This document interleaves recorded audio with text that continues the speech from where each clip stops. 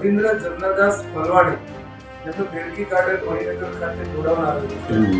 એ ગોડાઉનની પાછળની બારીની ગ્રીલ તોડી અજાણ્યા ઈસમે 6 લાખ રૂપિયાની રોકડની ચોરી કરી.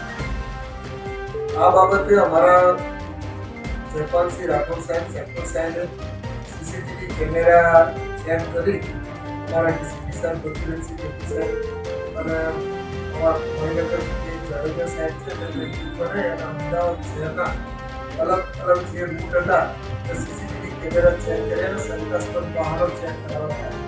એમાં એક શંકાસ્પદ મોઢું ઢાંકી અને કપડાથી મોઢું ઢાંકી અને દપાતું છુપાતું એક મોટરસાઇકલ પાછળ દેખાયો. એ શંકાસ્પદ જણાયા આવતા એને ટ્રેક કર્યો.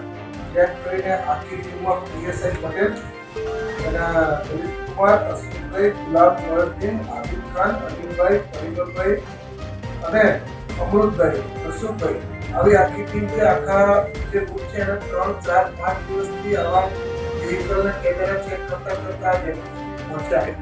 અને આ આરોપી જે છે દીપક કુમાર રમેશભાઈ નારાયણભાઈ એને 30 વર્ષ છે અને મૂળ રહેવાનો સાતરપુર પાટણ બાજુ છે.